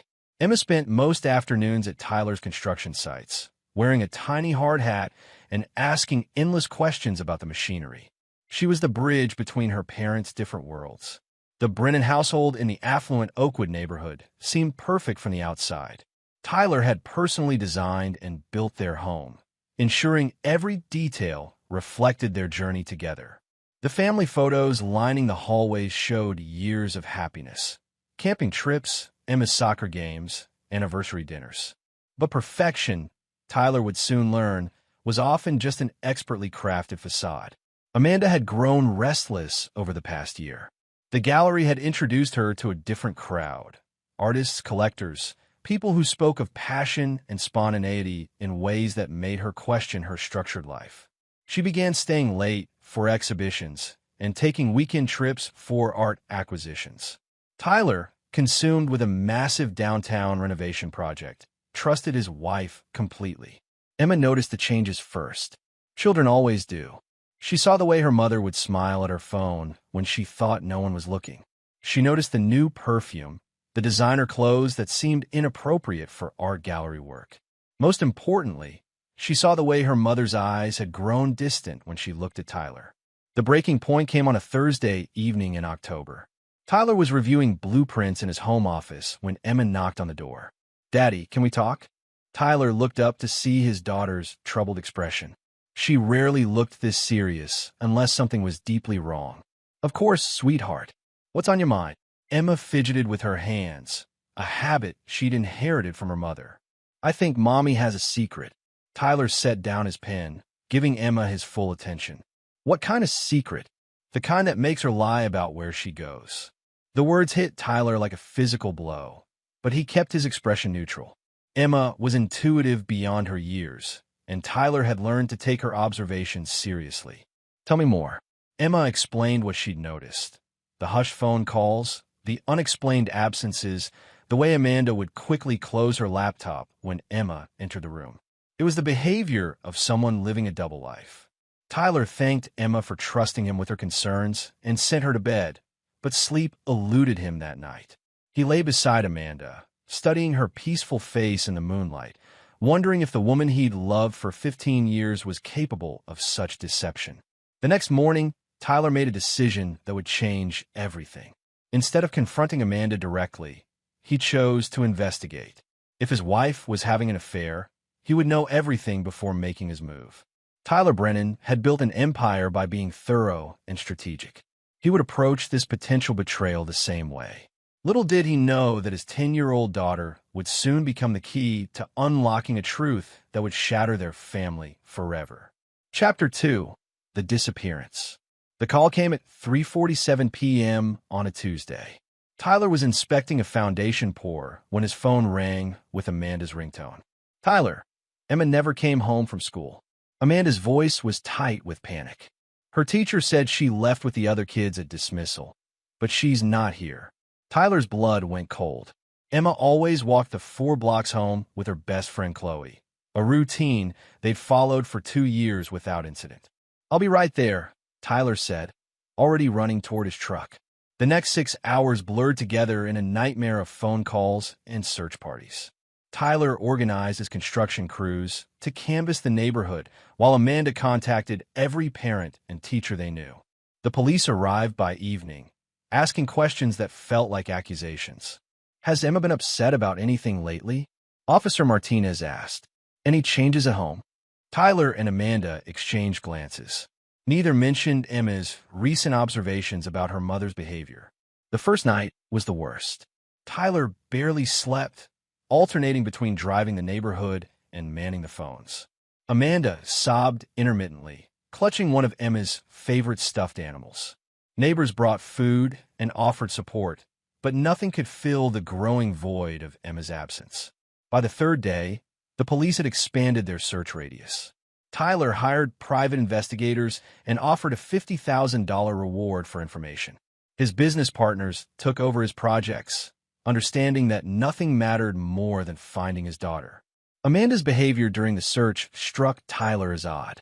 While he was consumed with organizing search efforts, she seemed almost detached at times, spending long periods alone in Emma's room or taking unexplained walks around the neighborhood. When Tyler suggested they check Amanda's gallery for any clues, she quickly dismissed the idea. The media attention intensified by day 5.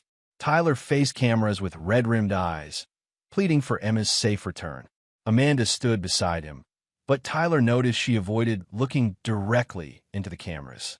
It was a small detail, but Tyler's investigative instincts were now finely tuned.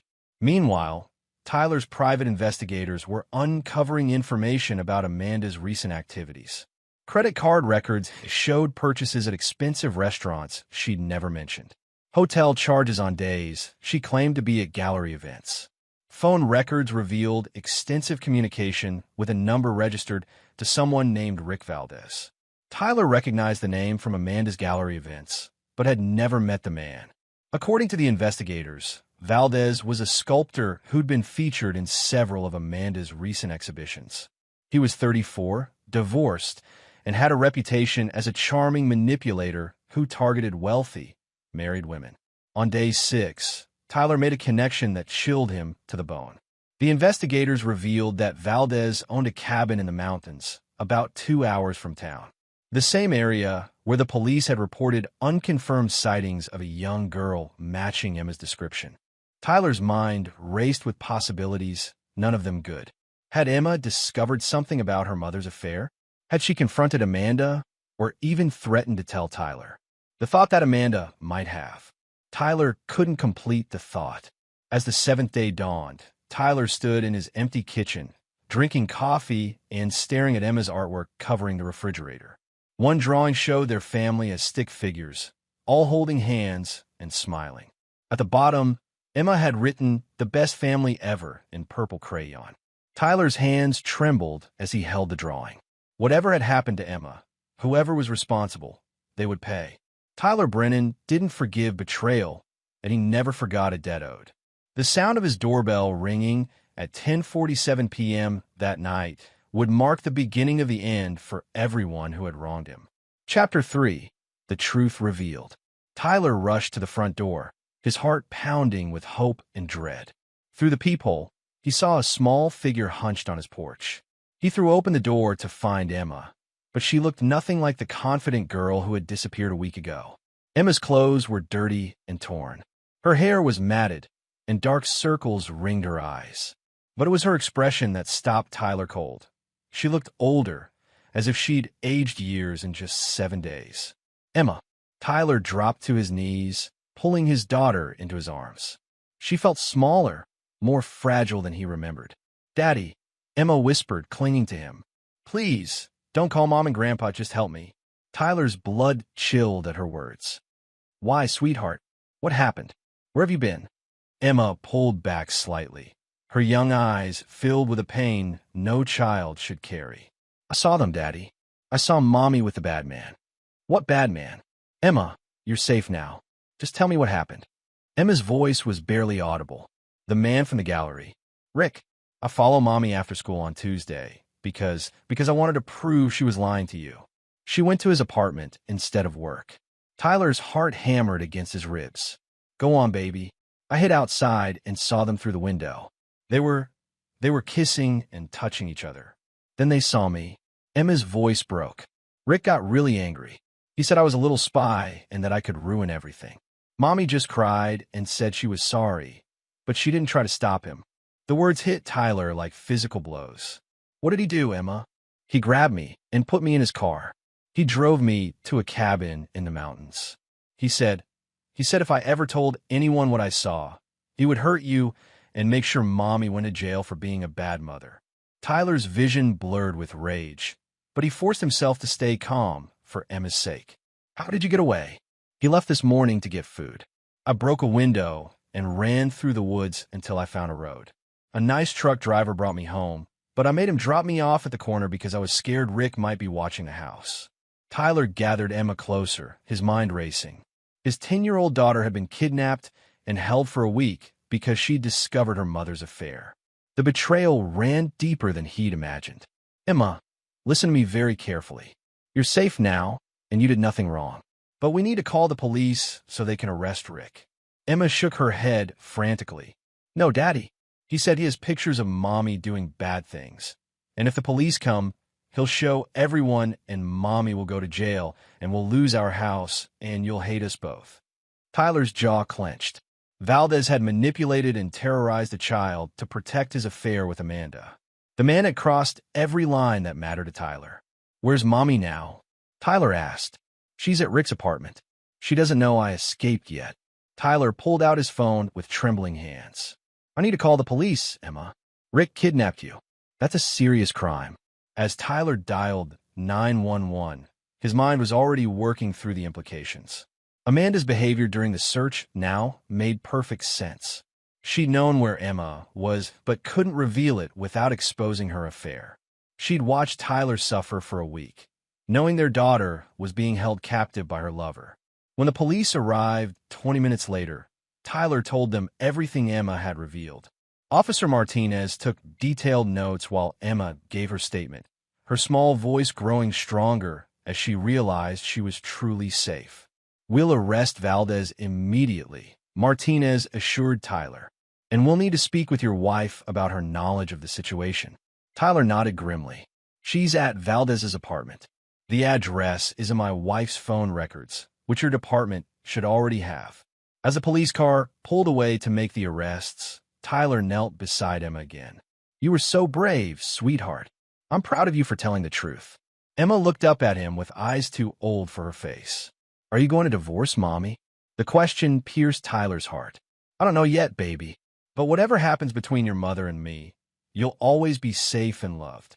Emma nodded solemnly. "I love you, Daddy. I'm sorry Mommy did bad things." "That's not your fault," Tyler said firmly. "None of this is your fault." But as Tyler tucked Emma into her own bed for the first time in a week, his thoughts turned dark. Amanda and Valdez had traumatized his daughter and stolen a week of his life. They would both pay for what they'd done, and Tyler would make sure the payment was far more than they could afford. Tyler Brennan had spent his entire life building things. Now, he would dedicate himself to tearing down the lives of those who had betrayed him. Chapter 4. Uncovering the Web. The arrests made the morning news. Rick Valdez was charged with kidnapping, unlawful imprisonment, and child endangerment. Amanda was released after questioning, her involvement deemed complicated by the district attorney. She returned home that evening, her face streaked with tears and shame. Tyler barely looked at her when she walked through the door. He was sitting at the kitchen table, Emma beside him working on homework, a deliberate tableau of normalcy that excluded Amanda entirely. "Tyler, we need to talk," Amanda said, her voice hoarse. "Not in front of Emma," Tyler replied without looking up. "Go to your sister's. We'll talk tomorrow." Amanda started to protest, but something in Tyler's tone stopped her. She grabbed a suitcase and left without another word. After Emma went to bed, Tyler called his lawyer, Dennis Morrison, a sharp-eyed attorney who'd handled Tyler's business contract for years. "I need a divorce attorney," Tyler said without preamble. "The best one you know." "What happened, Tyler?" Tyler gave Dennis the short version. When he finished, Dennis whistled low. "You need Rebecca Hamilton. She's ruthless and expensive, but she'll protect your interests. I'll set up a meeting for tomorrow." Tyler's next call was to his private investigator, Frank Rodriguez. "I want everything on both of them. Financial records, phone logs, emails, social media, employment history, everything. And I want to know exactly how long this affair has been going on." Over the next 3 days, while Amanda stayed at her sister's house, Tyler began to understand the full scope of the betrayal. Frank's investigation revealed that Amanda and Valdez had been involved for 8 months. Credit card records showed expensive dinners, hotel rooms, and jewelry purchases Tyler had never seen Amanda wear. But the most damaging discovery came from Amanda's laptop, which Tyler legally seized since it was registered to his business for tax purposes. Hidden in encrypted folders were hundreds of photos and videos Amanda had taken of their home, Tyler's private office, and even their bedroom. She'd been documenting their wealth and lifestyle for Valdez. Frank also uncovered Valdez's pattern. The sculptor specifically targeted wealthy married women, documented their assets through secret recordings and photos, then used the evidence for financial leverage. Amanda wasn't his first victim. She was his fifth. "Your wife was being played," Frank explained as they sat in Tyler's office. "But she was also an active participant. Some of these photos show her going through your filing cabinets, photographing financial documents." Tyler stared at the evidence spread across his desk. Amanda hadn't just been unfaithful. She'd been gathering intelligence on his business empire. Whether she'd done it willingly or under Valdez's manipulation didn't matter. The betrayal was complete. Rebecca Hamilton, the divorce attorney, was a steel-eyed woman in her 50s who commanded respect from the moment she walked into Tyler's office. "I've reviewed the preliminary evidence," she said, opening her briefcase. "Your wife's actions go beyond infidelity. She violated your privacy, potentially compromised your business, and failed to report a kidnapping involving your child. We can destroy her in court." "I want full custody of Emma," Tyler said. "Amanda can have supervised visitation at most. Given the circumstances, that's achievable. The question is how aggressive you want to be regarding assets." Tyler's expression hardened. "I want everything. The house, the business, the investments. She can keep her clothes and her car." "What about the gallery?" Tyler had been thinking about this. Amanda's gallery was technically her business, but Tyler had provided the initial investment and served as guarantor on the lease. "I'm calling in the loan and withdrawing my guarantee. Let her figure out how to run it without my backing." Rebecca made notes. "We'll also need to address the criminal implications. If Amanda knew Valdez had kidnapped Emma and failed to report it, she could face charges herself." Tyler had already considered this angle. "I want her to sweat about that possibility, but I won't push for charges if she cooperates with the divorce." As Rebecca packed up her papers, she gave Tyler an appraising look. "Most men in your situation want revenge, but you seem unusually methodical about this." Tyler's smile was cold. "I learned a long time ago that the best revenge isn't quick, it's thorough." That evening, Tyler sat in Emma's room as she prepared for bed. She'd been quiet since her return, processing everything that had happened. "Daddy, are you angry at me for spying on Mommy?"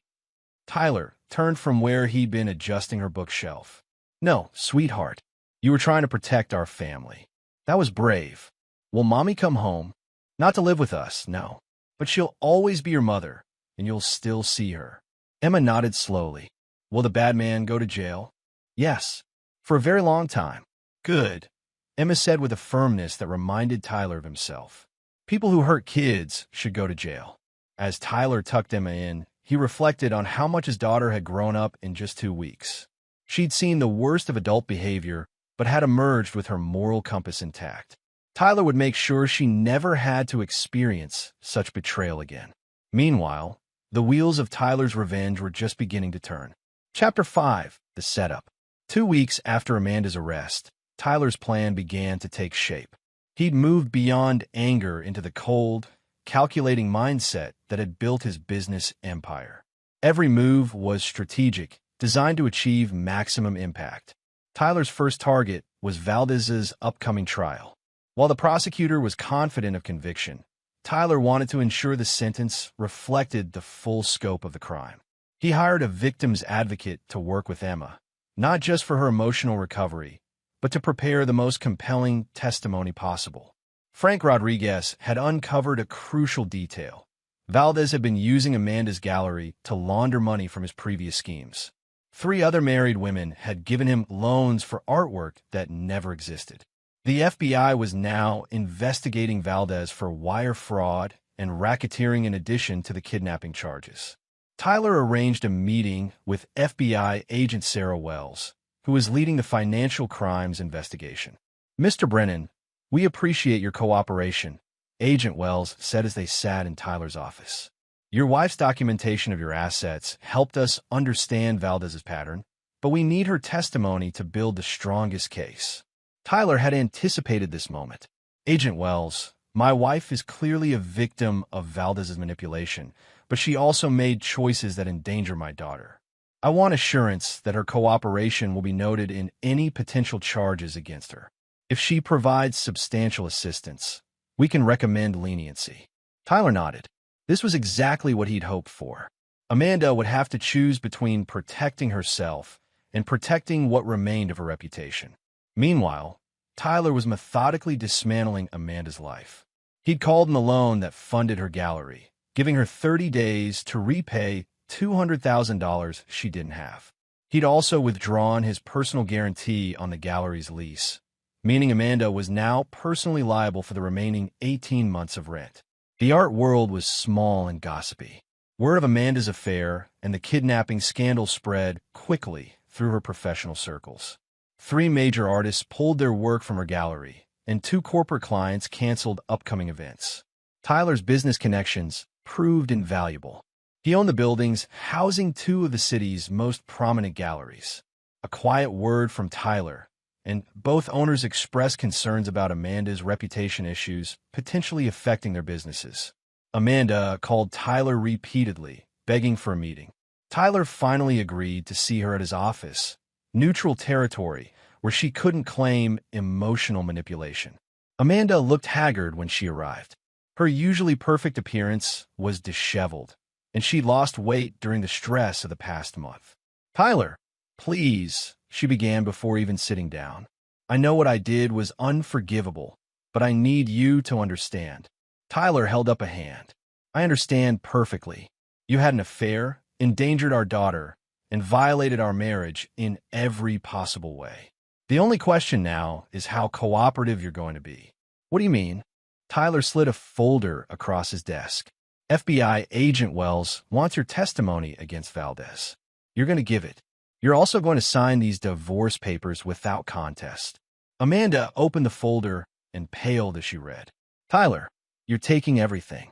The house, the investments, even my gallery funding. I'll have nothing. You should have thought of that before you let your lover kidnap our daughter. Emma wasn't supposed to be there." Rick panicked when he saw her.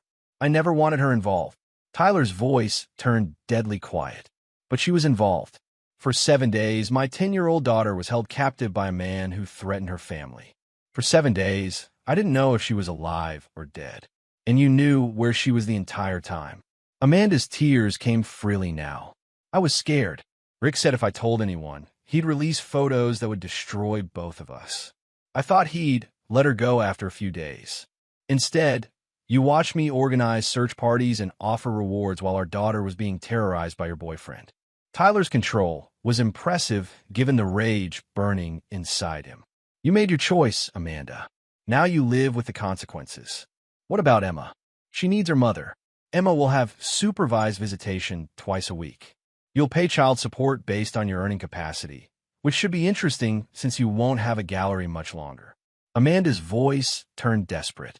"Tyler, I know I made terrible mistakes, but I loved you. I loved our family. Rick manipulated me, made me think." "Stop." Tyler's word cut through her pleading. "Don't insult my intelligence with victim stories.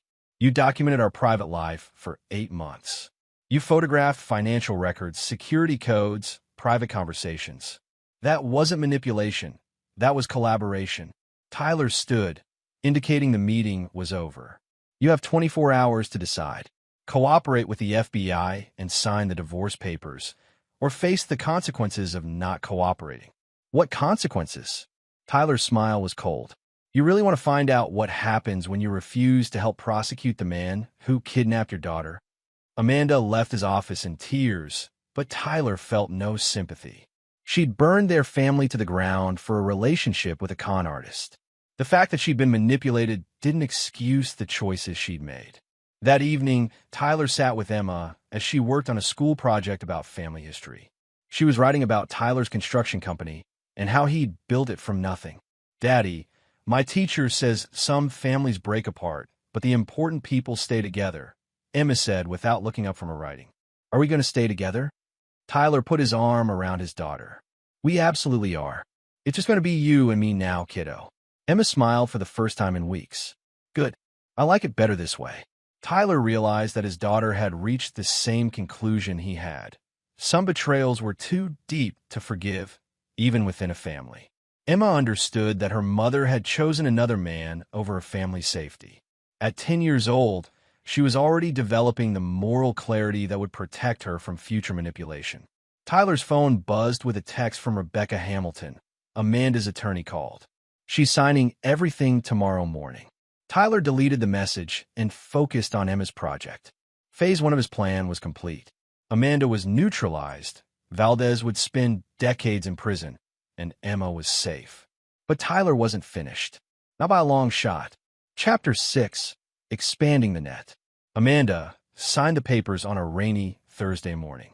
She sat across from Tyler and their attorneys, her hands shaking as she put her signature to documents that transferred most of her life to her former husband. The FBI interview is scheduled for Monday.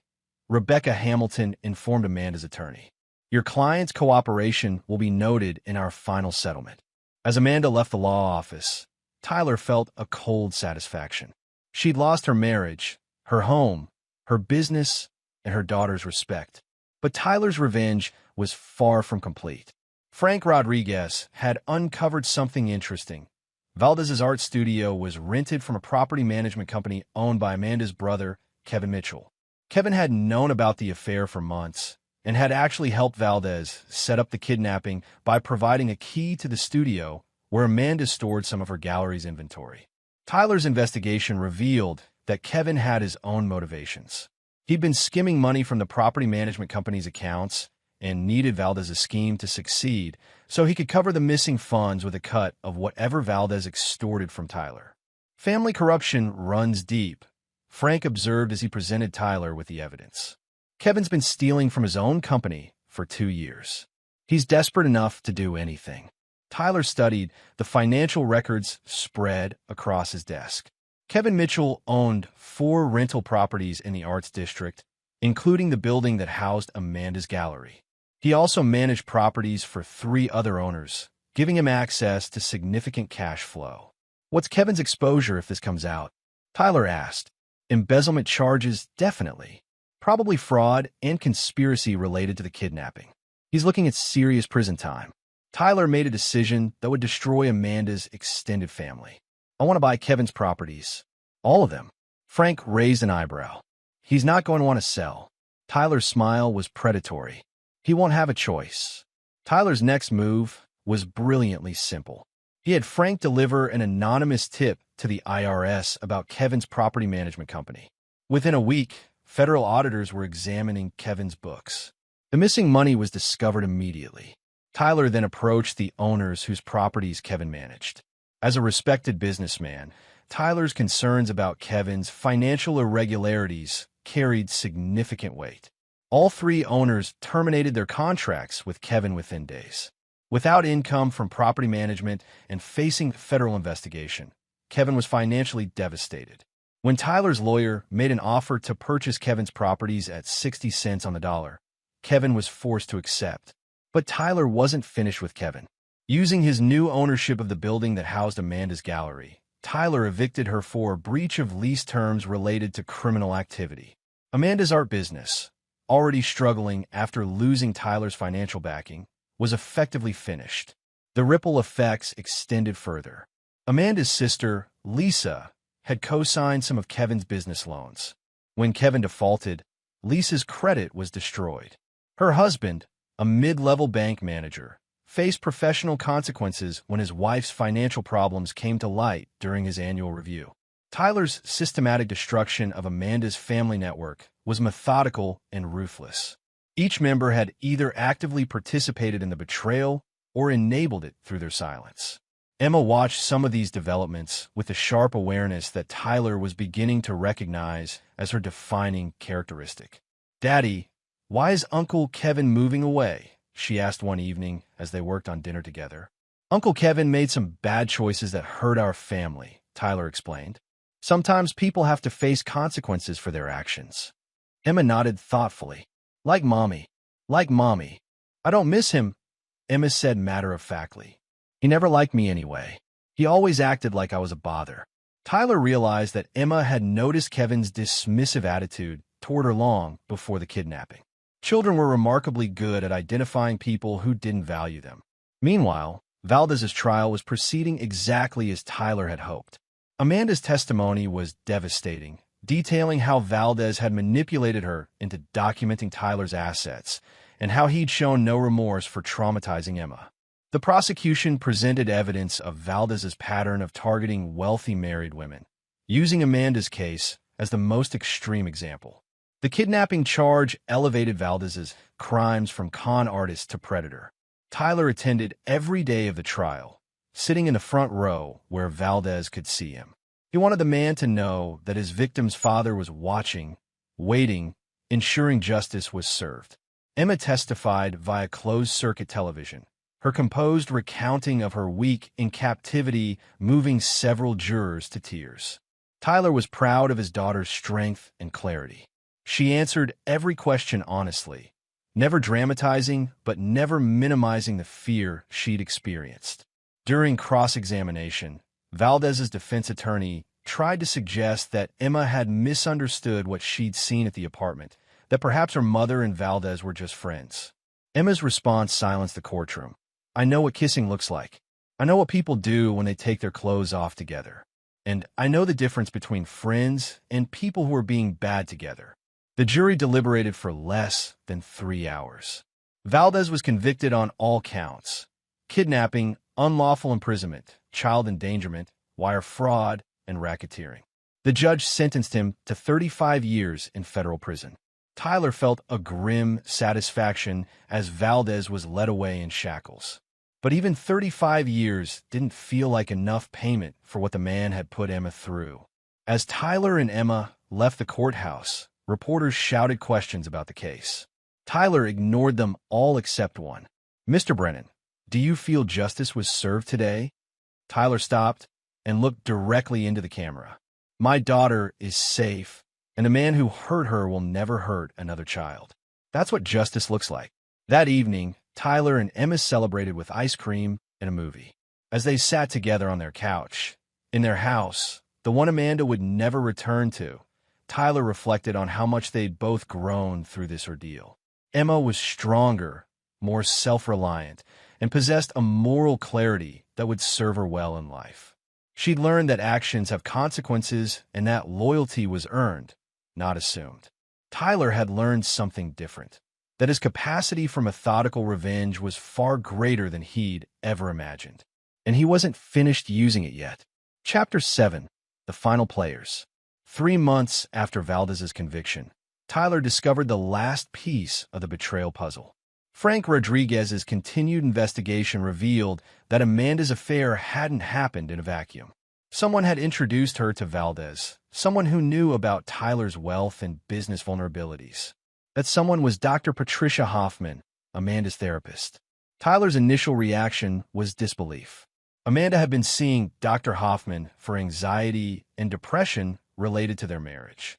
Tyler had even paid for the sessions, believing his wife was working to improve their relationship. Instead, Dr. Hoffman had been systematically undermining the marriage while feeding information about Tyler's business to Valdez. The therapist had a gambling addiction that left her vulnerable to Valdez's financial manipulation. She violated every ethical standard in her profession, Frank explained as they reviewed recorded phone calls between Dr. Hoffman and Valdez. She shared details about your marriage, your financial situation, even Amanda's psychological vulnerabilities. Tyler stared at the evidence with cold fury. Dr. Hoffman had weaponized her professional relationship with Amanda to destroy Tyler's family. She'd used her position of trust to facilitate the affair and, ultimately, Emma's kidnapping. "What's her exposure?" Tyler asked. "Professional license revocation, certainly. Possible criminal charges for conspiracy and violation of patient confidentiality. Her malpractice insurance won't cover intentional criminal acts, so she's personally liable for any civil damages." Tyler made his decision immediately. "I want her destroyed professionally and financially." Tyler's first move was strategic. Rather than filing complaints himself, he arranged for 3 of Dr. Hoffman's other patients to discover that their confidentiality had been violated. The state medical board investigation was swift and damning. Dr. Hoffman's professional license was suspended pending a full hearing. Her practice collapsed as patients fled and colleagues distanced themselves from the scandal. The medical community was small and unforgiving when it came to ethical violations.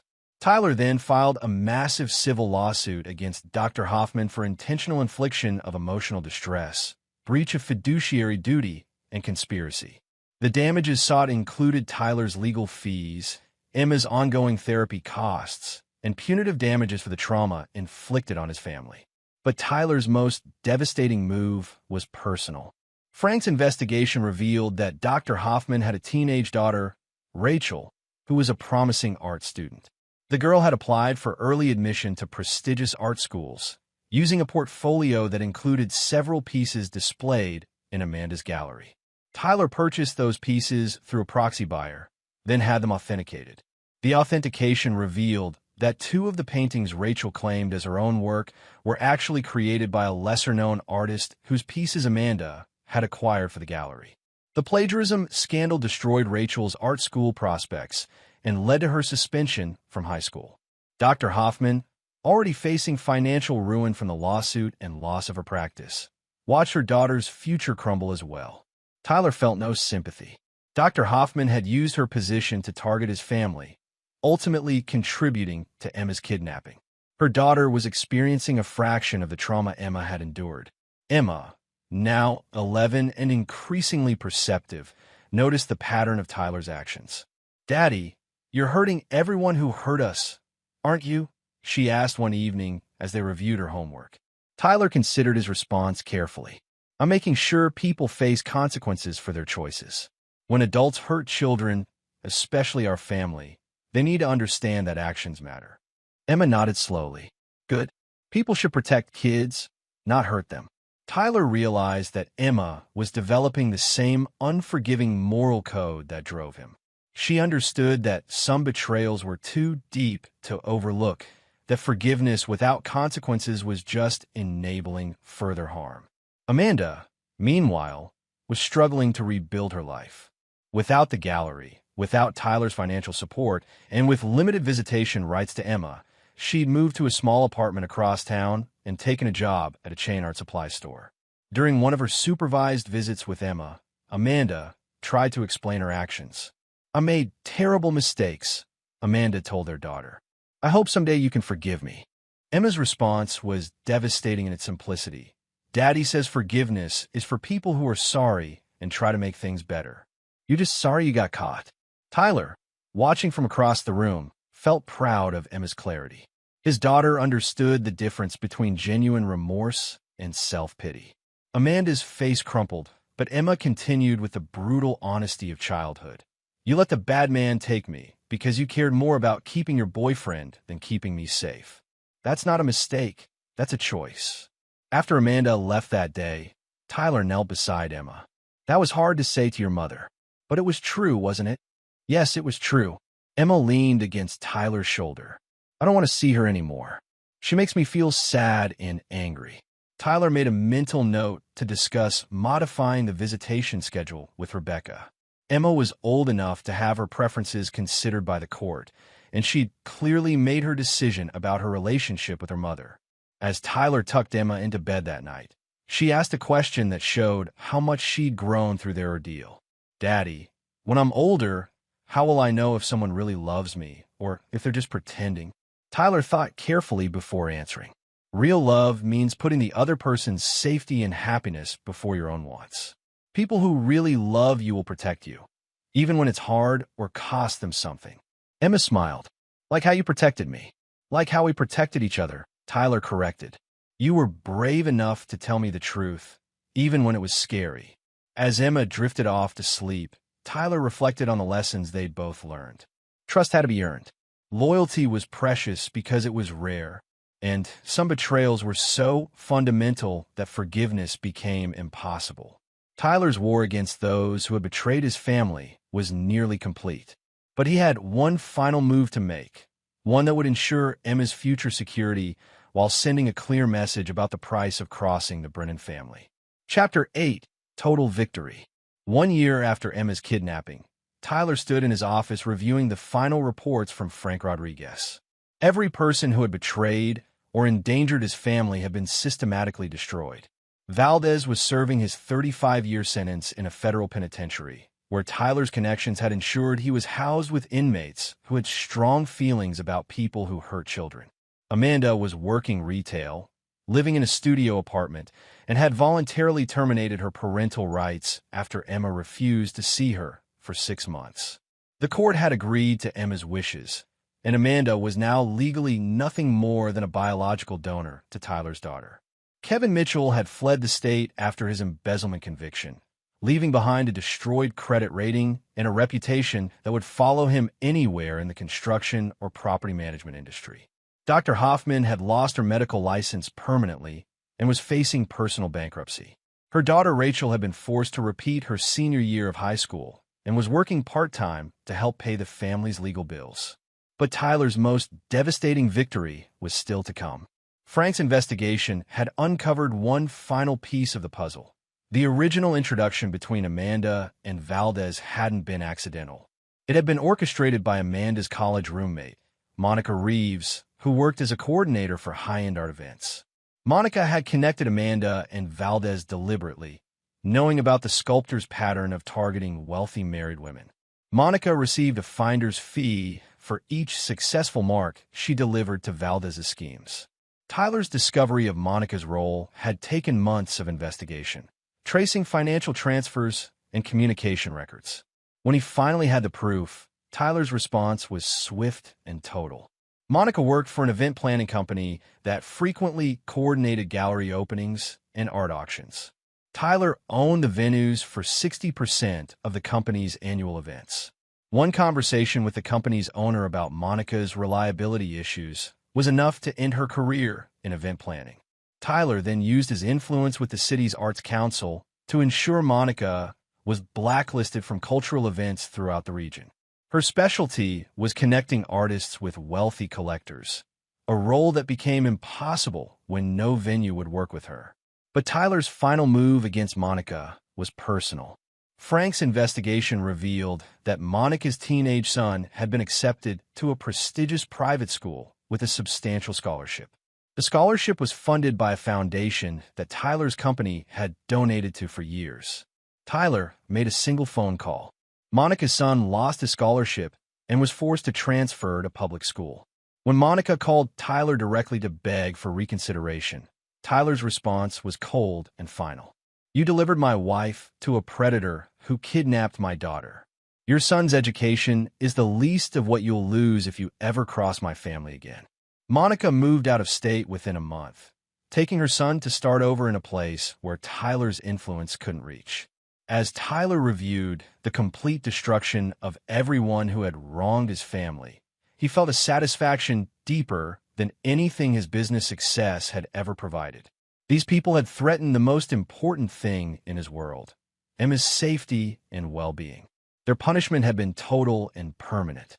Emma, now 12, had grown into a confident, intelligent young woman who shared Tyler's uncompromising sense of justice. She excelled in school, played competitive soccer, and had developed an interest in business that pleased Tyler enormously. One evening, as they worked together on Emma's math homework, she looked up at Tyler with serious eyes. "Daddy, I know you did things to hurt the people who hurt us." Tyler set down his pen, giving Emma his full attention. "Yes, I did." "Good," Emma said simply. "They deserved it." Tyler studied his daughter's face, seeing the same moral clarity that had driven his own actions. "Why do you think they deserved it?" Emma's answer was thoughtful and precise. "Because they didn't just hurt us once. They made choices every day to keep hurting us. Mommy chose her boyfriend over my safety. The doctor lady chose money over helping people. Uncle Kevin chose stealing over being honest. They all had chances to do the right thing, but they didn't." Tyler nodded, proud of Emma's reasoning. "And what do you think happens when people don't face consequences for hurting others?" "They keep hurting people," Emma replied without hesitation. "Like bullies at school. If nobody stops them, they just get worse." Tyler realized that Emma had internalized the most important lesson of their ordeal, that evil succeeded when good people failed to respond with appropriate force. His daughter would never be a victim because she understood that some fights were worth winning at any cost. 6 months later, Tyler received news that brought their story full circle. Valdez had been killed in prison by an inmate whose own daughter had been kidnapped years earlier. Tyler felt no sadness at the news, only a sense that the universe had finally balanced its scales. Tyler told Emma about Valdez's death that evening over dinner. Her reaction was characteristically direct. "I'm glad he's dead," she said matter-of-factly. "Now he can never hurt another kid." Tyler agreed. Some people forfeited their right to exist in civilized society through their actions. Valdez had been one of them.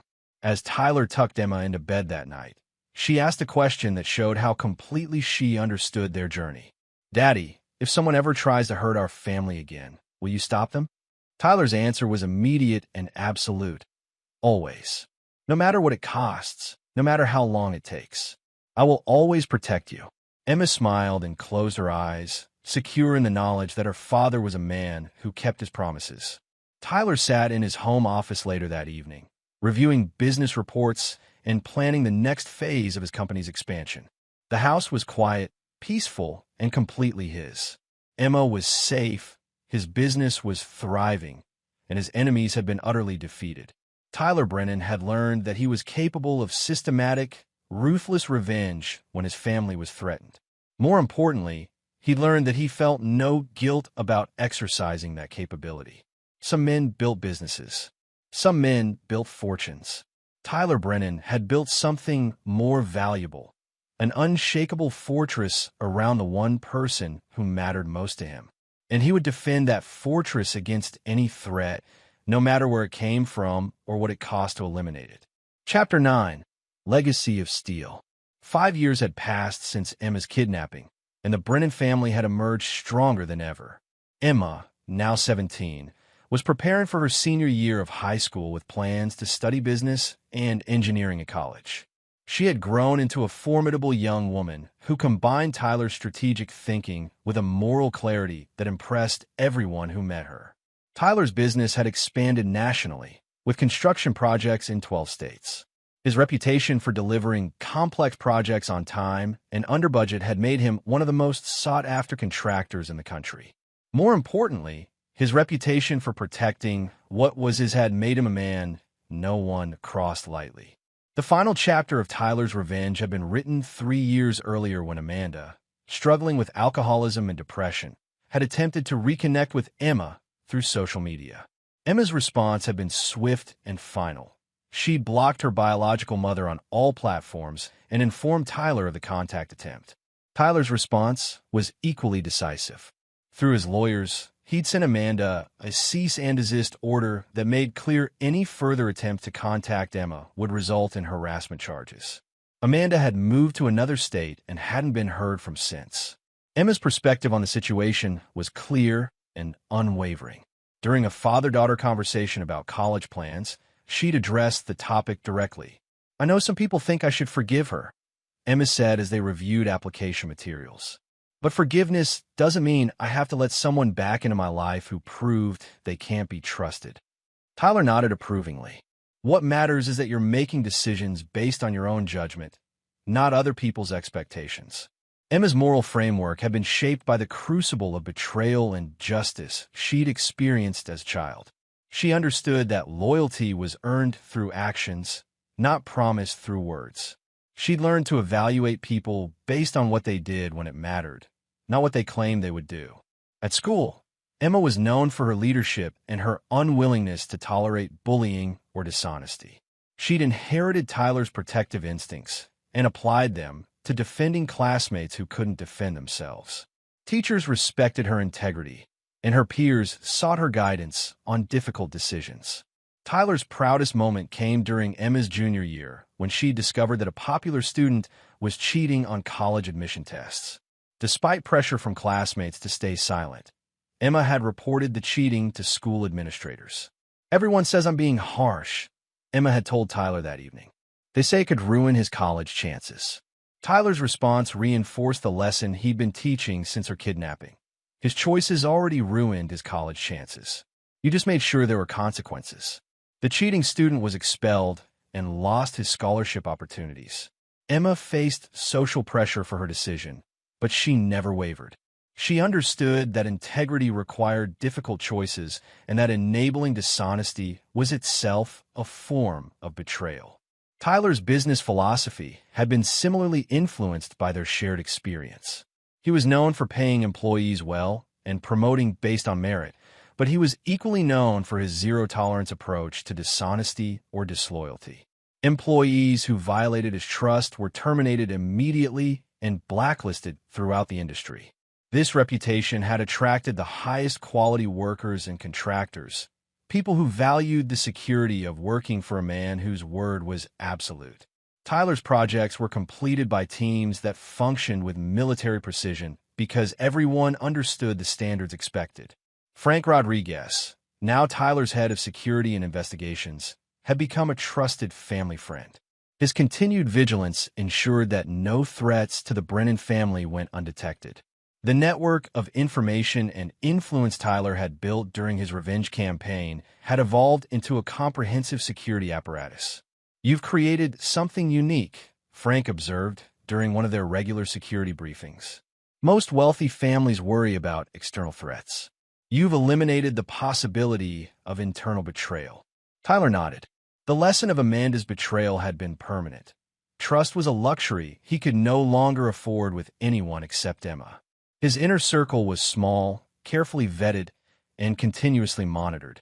Loyalty was rewarded handsomely, but disloyalty was punished swiftly and completely. Emma's college applications reflected her intention to follow Tyler's path into business, but with her own focus on sustainable construction and environmental engineering. She wanted to build on Tyler's legacy while addressing the challenges of her generation. "I want to prove that being ethical and profitable aren't mutually exclusive," Emma explained as they discussed her career goals.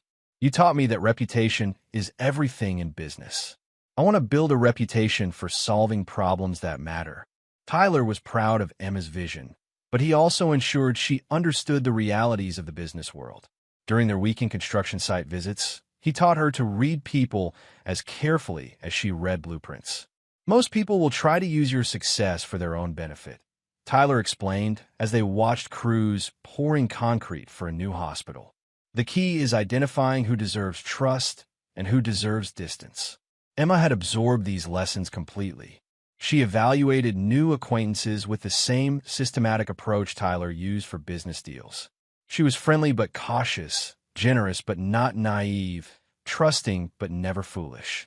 As Emma's 18th birthday approached, Tyler reflected on the journey they'd shared since that terrible night when she'd appeared on their doorstep as a 10-year-old refugee from her mother's betrayal. The trauma that could have destroyed them had instead forged them into an unbreakable team. Tyler's final act of revenge against those who had wronged them came on Emma's birthday itself. He presented her with a comprehensive trust fund that would ensure her financial independence for life, but the trust had specific conditions that reflected their shared values. The fund would only support Emma's endeavors if they met strict ethical standards. Any involvement with dishonest business practices, any betrayal of family loyalty, any action that compromised her integrity would result in immediate forfeiture of the trust. "I'm not worried about you violating these conditions," Tyler explained as Emma reviewed the documents. "But I want future generations to understand what the Brennan name represents." Emma smiled as she signed the papers. "Honor, loyalty, and consequences for those who violate both." Exactly. That evening, as they celebrated Emma's birthday with a small gathering of their closest friends and associates, Tyler watched his daughter interact with their guests. She was gracious but observant, engaging but careful, warm but never vulnerable. Emma had learned to protect herself without becoming cynical, to trust carefully without becoming paranoid, to forgive appropriately without becoming weak. She embodied the lessons Tyler had tried to teach through his actions during their darkest period. As the evening wound down and their guests departed, Tyler and Emma sat together on their back porch, looking out over the city Tyler's company had helped build. "Do you ever regret how we handled everything?" Emma asked, her question showing the maturity that impressed Tyler constantly. Tyler considered his answer carefully. "I regret that it was necessary. I regret that you had to experience betrayal so young. But I don't regret our response to it." Emma nodded. "I used to wonder if we were too harsh. But then I think about all the kids who might have been hurt if we'd let them get away with it. Sometimes being kind to bad people means being cruel to innocent people." Tyler felt a deep satisfaction hearing Emma articulate the moral framework that had guided his own actions.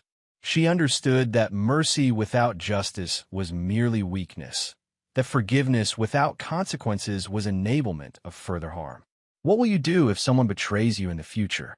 Tyler asked. Emma's answer was immediate and certain. "Exactly what you taught me. Investigate thoroughly, respond systematically, and never give them a second chance to hurt me or anyone I care about. Tyler smiled.